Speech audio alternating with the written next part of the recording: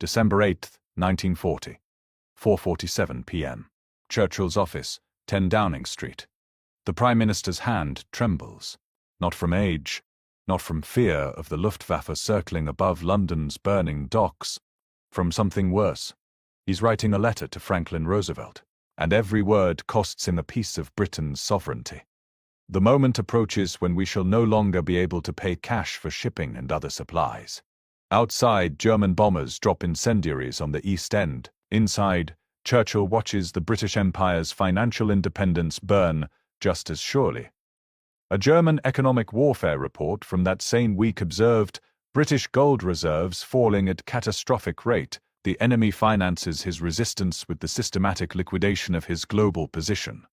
They weren't wrong. Britain had made a choice in 1940 that America would never face. A choice that would haunt British taxpayers for the next 66.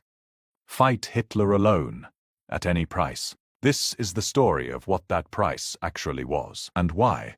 On a cold morning in 2006, Britain finally made its last payment to America for the privilege of stopping the Third Reich before America decided it was worth joining the war. It's a story Hollywood never told you, because in this story, America doesn't arrive to save anyone. It arrives to collect. September 3rd, 1939, the day Britain declares war. The Treasury calculates Britain can sustain a European war for approximately 3 years, maximum. They're wrong. By 18 months. Britain enters world's largest creditor nation. It will emerge as the world's largest debtor. The transformation happens faster than France falls. The first 6 months cost £2.5 billion. To understand that number, Britain's entire annual GDP in 1939 was £5 billion. In half a year of war, Britain spent half of everything the nation produced in a full year. Then France collapsed. May 1940. Churchill becomes Prime Minister of an island facing invasion alone. The mathematics become existential. Britain must feed 46 million people on an island that imports 70% of its food, arm an empire spanning a quarter of the globe, build weapons faster than Germany, which has been preparing for war since 1933, do it all while German U-boats sink supply ships at a rate of 300,000 tons per month. Every tank Britain builds requires American steel. Every aircraft requires American aluminum. Every soldier requires American food. And every American supplier requires American dollars. Cash. On delivery. No credit. A Kriegsmarine assessment from June 1940 noted with clinical precision, British dollar reserves will be exhausted within 8 months at current consumption rates. Their capacity to wage war depends entirely on American charity. It wasn't charity America offered. Britain's gold reserves fall below £500 million, the threshold of survival. The Treasury estimates they have weeks left. Chancellor of the Exchequer Kingsley Wood presents Churchill with 3 options. 1. Surrender. Germany offers generous terms. Britain keeps its fleet, its empire, its independence. Just stop fighting. 2. Reduce military spending to sustainable levels. Concede the Mediterranean. Abandon Greece. Accept a negotiated peace in 1941. 3. Strip every financial asset Britain owns and ship it to America as collateral for supplies. Trade centuries of accumulated wealth for months of continued resistance. Churchill doesn't hesitate, but his hands shake as he signs the order. What follows is the largest liquidation of national assets in modern history. December 1940. The SS Emerald departs Liverpool under destroyer escort. In its hold, £42 million in gold bars, British gold, sailed to America. Payment for weapons Britain hasn't received yet. It's not the last shipment. It's the first of many. By March 1941, Britain has shipped £1.15 billion in gold reserves to the United States, £224 million in foreign securities and investments, entire portfolios of private British investments in American companies confiscated by Treasury order and sold. American negotiators don't just accept British assets. They demand them. They audit Britain's books like a bank foreclosing on a debtor. In February 1941, Roosevelt sends a team of accountants to London. Their mission: Verify that Britain is truly bankrupt before America considers any form of aid. The humiliation is documented in Treasury memos. American officials demand complete disclosure of all British gold reserves worldwide, lists of all British-owned investments in North and South America, proof that British citizens have been stripped of foreign assets, evidence that Britain has scraped the bottom of the barrel. They want Britain broken before they help. One British investment house described the American audit. They examined our accounts with the thoroughness of undertakers measuring a corpse. But even corpses have something left to strip. March 1941. Bethlehem Steel presents Britain with a bill for £42 million worth of machine tools, ordered in 1940. Britain has £12 million left in liquid reserves. Total. The Treasury faces a choice: pay Bethlehem Steel or pay for food imports. They choose a third option. They offer Bethlehem Steel ownership of Cortals Viscosa, Britain's largest textile firm's American subsidiary, worth £48 million. Bethlehem accepts, but demands the company for £37 million, a £11 million loss, on a forced sale during a war for survival. This isn't lend-lease. This is still cash and carry. Britain is still paying for everything. A German Foreign Ministry report from March 1941 observed with barely concealed satisfaction, the British beg the Americans for weapons while surrendering their commercial empire piece by piece. They trade their future for their present. Then, finally, Lend-Lease passes Congress. Britain's liquidation can stop. Right. Wrong. March 11th, 1941. Roosevelt signs the Lend-Lease Act. The American press celebrates it as the arsenal of democracy. Churchill calls it the most unsordid act in history. The actual terms tell a different story. Article 7 of the Lend-Lease Agreement requires Britain to eliminate trade preferences within the British Empire after the war, open all imperial markets to American competition, accept American oversight of British trade policy, submit to agreed action designed to expand international trade, dismantle the preferential trading system that has sustained the British economy for 2 centuries as payment for weapons. Britain has no choice but to sign. But here's what most histories don't mention. Lend-Lease isn't free even during the war. Britain must prove for every single shipment that the item is essential for the war effort. Britain cannot produce it domestically. Britain cannot purchase it elsewhere. Britain has exhausted all dollar reserves first. The result? Britain still spends £2.4 billion in cash purchasing supplies from America during the Lend-Lease period. Food, tobacco, petroleum products, anything American auditors deem non-essential to the war effort must be purchased with scarce dollars. Meanwhile, Britain's domestic economy transforms into a total war machine. 55% of the workforce directly engaged in war production, civilian consumption reduced by 22% below pre-war levels. Rationing far stricter than America ever experiences, entire industries converted to military production at the expense of export capacity. Britain produces £8.5 billion worth of military equipment during the war. It receives £5.4 billion in Lend-Lease aid. The remaining £3.1 billion Britain pays for from an economy that's simultaneously being bombed, blockaded by U-boats, stripped of its export markets, supporting military operations in 3 theaters. A 1943 Wehrmacht Economic Intelligence Assessment noted British industrial output exceeds Germany's in several categories despite population half our size. They sustain this through the systematic consumption of national capital. They're watching Britain eat itself to stay in the war. But the truly devastating blow comes from what Britain gives away. British military technology transferred to America under Lend-Lease, free of charge. Cavity magnetron enables radar miniaturization, worth billions. Whittle jet engine designs, proximity fuse technology, sonar systems, medical research including penicillin production methods, incalculable. Tens of billions in post-war markets. Payment Britain receives? 0. It's considered part of Britain's reverse Lend-Lease obligation. The cavity magnetron alone gives America supremacy in radar technology for the next 2 decades. Britain handed it over in 1940 during the TIZAD mission, desperate to keep America engaged. Then comes May 8, 1945. Victory in Europe. Within hours of Germany's surrender, American officials begin calculating the bill. August 21st, 1945. VJ Day, plus 6 days. President Truman signs Executive Order 1964. Lend-Lease ends. Immediately. Ships already loaded with supplies for Britain? Turned back. Contracts already signed? Cancelled. Food shipments already in the Atlantic? Britain must pay cash on arrival, or they're diverted to other buyers. Britain still has 5 million men under arms across Europe and Asia.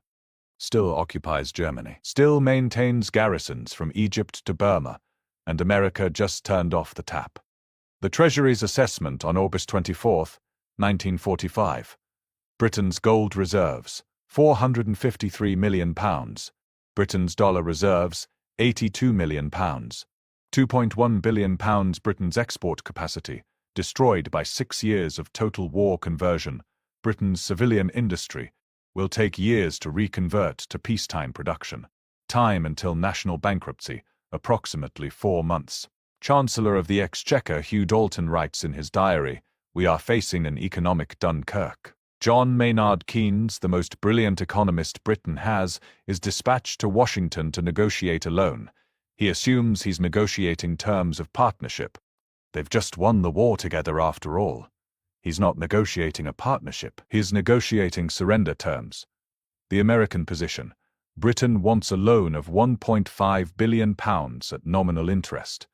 America offers £937 million at 2% interest, with conditions. The conditions: full repayment over 50 years, interest begins accruing immediately, sterling must be made fully convertible within 1 year, destroying Britain's ability to manage capital flows. Imperial preference trading system must be dismantled. No restrictions on American imports. Keynes fights for months. He returns to London having secured minor modifications. The final terms: £1,075 million at 2% interest, 50-year repayment schedule. Interest waived only in years when Britain's foreign exchange reserves fall below £150 million. Full sterling convertibility by July 1947. Keynes's private assessment: "We negotiated as suppliants. We were treated as suppliants. But here's the detail that should enrage you. Lend-Lease wasn't forgiven. Britain still owes for it. The final Lend-Lease accounting demands Britain pay for all goods in the pipeline when Lend-Lease ended, all civilian goods received during the war, all Lend-Lease installations in British territory. Total Lend-Lease debt, $650 million. Added to the 1945 loan and the 1946 loan, Britain owes America £3.4 billion at 1945 values. For context, that's 43% of Britain's entire 1945 GDP. Imagine if modern Britain owed a single creditor £940 billion, payable over 50 years, with interest. Now imagine the creditor sat out the first 2 years of the war. A German economic report from late 1945, yes, they're still writing them, observes with bitter irony: "The British destroyed their economy to defeat us. The Americans profited from both." They're not wrong.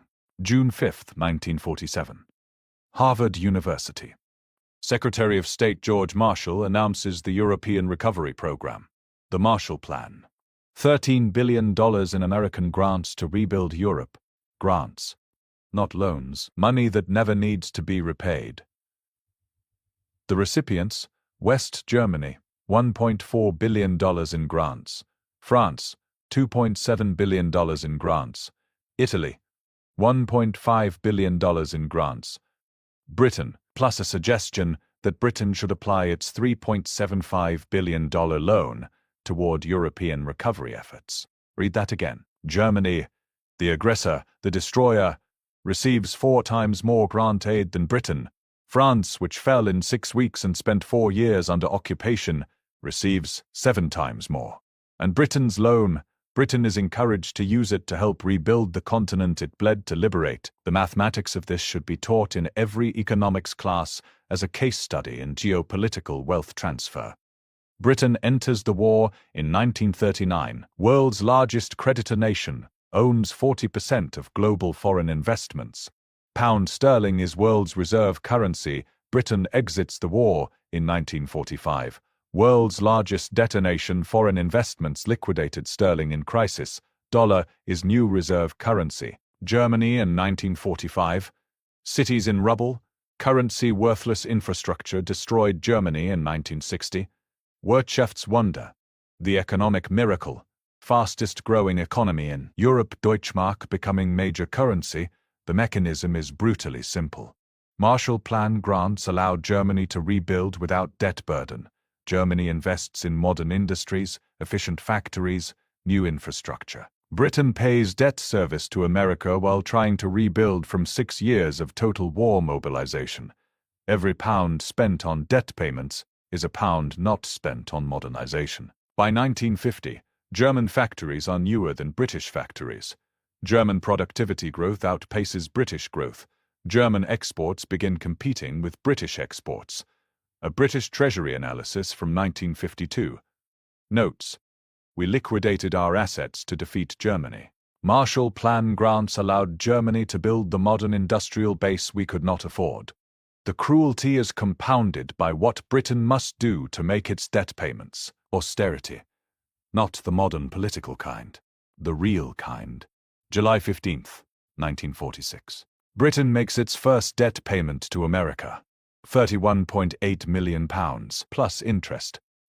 To find that money, the British government extends bread rationing, never rationed during the war, reduces coal allocations for heating, delays housing construction, postpones NHS expansion, cuts education budgets.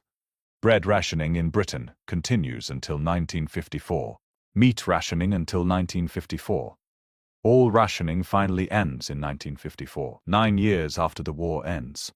In Germany, rationing ends in 1950. Marshall Plan grants paid for food imports. The human arithmetic. From 1945 to 2006, Britain pays America approximately £7.5 billion in principal and interest payments, adjusting for inflation and deferrals. That's money not spent on modernizing British rail, building comprehensive motorway networks, funding university expansion, constructing social housing, upgrading industrial infrastructure. Every year, British taxpayers send roughly £120 million to America.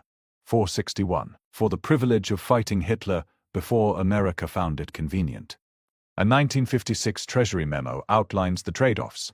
Annual debt service to United States equals the cost of building 47,000 housing units, or employing 18,000 additional teachers, or constructing 340 miles of motorway. Those houses weren't built. Those teachers weren't hired. Those roads weren't paved. Because Britain stood alone in 1940. The political cost is subtler but just as real. Every British government from 1945 to 2006 faces the same impossible choice. Cut social services to make debt payments, default on American loans and face financial isolation, year after year, decade after decade. The winter of 1947 becomes a national trauma.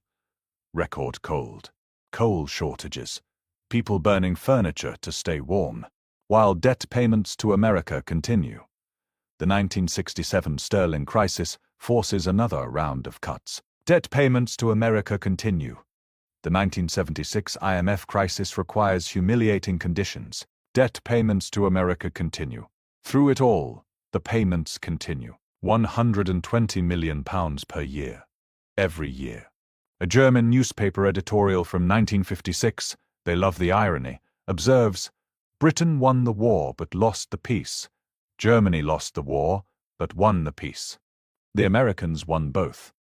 But the final insult comes on the day Britain finally makes its last payment. December 29, 2006, 8:47 a.m. GMT. The British Treasury transfers £45.5 million to the United States Treasury.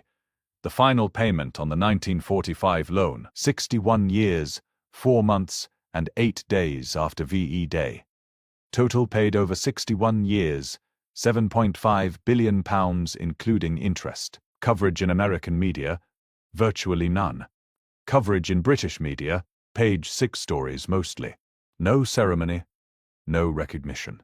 No acknowledgement from the American government of what those payments represented. Just a wire transfer, and silence. Chancellor of the Exchequer, Gordon Brown, releases a brief statement. It was right that we honored our commitments. This closes a significant chapter in British financial history. That's it. That's the official comment on 61 years of payments. On the same day, the Treasury also makes final payments to Canada, £28.6 million, for wartime loans. Canada's response? A formal letter of thanks acknowledging Britain's wartime sacrifice and expressing honor in having served alongside Britain. America's response? A transaction confirmation number. Try to imagine if the situation were reversed.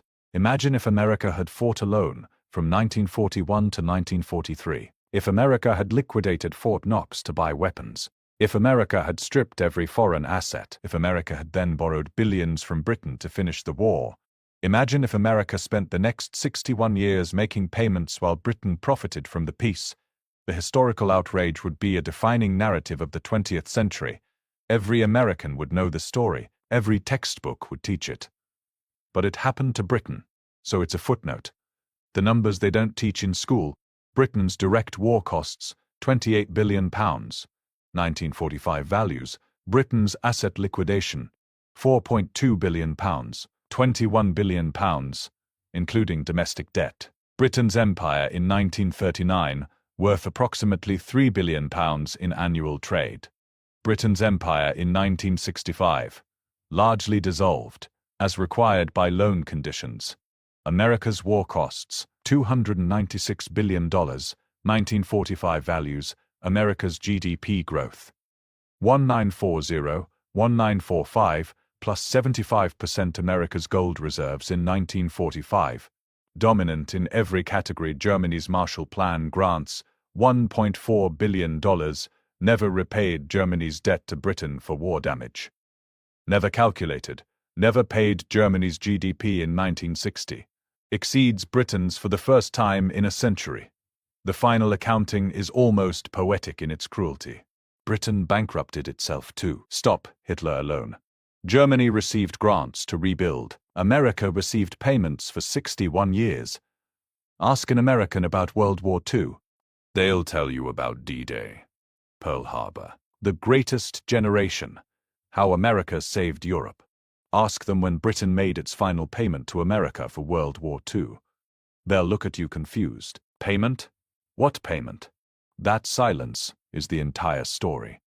Hollywood has made approximately 1,200 films about World War II since 1945. Films about D-Day, 47 major productions. Films about Pearl Harbor, 23 major productions. Films about the Battle of Midway, 15 productions. Films about Britain's financial sacrifice, 0. Films about Lend-Lease debt, 0. Films mentioning Britain paid for 61 years, 0. This isn't an accident. This is narrative control. The version of World War II that dominates global consciousness is the American version. America saved Britain with Lend-Lease, true, but incomplete. America liberated Europe, true, along with Britain and the Soviets. America sacrificed enormously, true, but differently. What's missing? Britain fought alone for 2 years. Britain liquidated its empire to stay in the war. Britain paid for American aid for 6 decades. Britain emerged victorious but broken. The German perspective, because that's our validation method, is more honest. A 2004 German historical analysis noted British financial sacrifice exceeded any other combatant nation as percentage of national wealth. They traded their empire for victory. The Americans traded nothing. They profited. Even the enemy tells the truth Britain's ally won't. Here's what those 61 years of payments actually mean. Every British person who paid taxes between 1945 and 2006 contributed to debt payments for a war most of them didn't fight. Their grandparents' choice in 1940 to fight rather than surrender cost them roads not built, schools not funded, hospitals not staffed. That's the price of standing alone. Not death on the battlefield, not cities in rubble. 61 years of diminished prosperity, for having the courage to fight when fighting was desperately unfashionable. September 1939, Britain stands alone. May 1940, Britain still stands alone. June 1941, Britain plus Soviets. December 1941, finally Britain, Soviets, and America. 2 years alone. 61 years paying for it. And the greatest trick in modern historiography is convincing the world that the country that arrived late to the war somehow deserves the most credit for winning it. Britain doesn't ask for thanks, never has. But perhaps Britain deserves something other than silence. December 29, 2006. The last payment clears. 61 years, 4 months, 8 days after VE Day. A Treasury official marks the file closed. No ceremony, no recognition. Just the quiet understanding that there are costs to standing alone that don't fit in the Hollywood version of history. Britain knows those costs. Every schoolchild who studied in an overcrowded classroom knows. Every family that waited years for social housing knows. Every worker who rode decrepit trains on crumbling railways knows. They paid so their grandparents could stand when standing meant everything.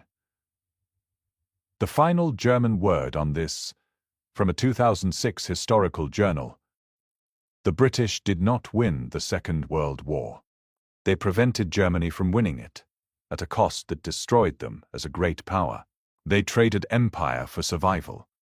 History has not been kind to them for this sacrifice. History hasn't been kind, but history, at least, is honest. If you found this story worth knowing, the story they don't teach, the story Hollywood won't tell, leave a like. Subscribe for more untold British tales that challenge everything you thought you knew about the war. Because the greatest victories aren't always won by those who claim them loudest. Sometimes they're won by those who pay quietly for 60 years past and say nothing.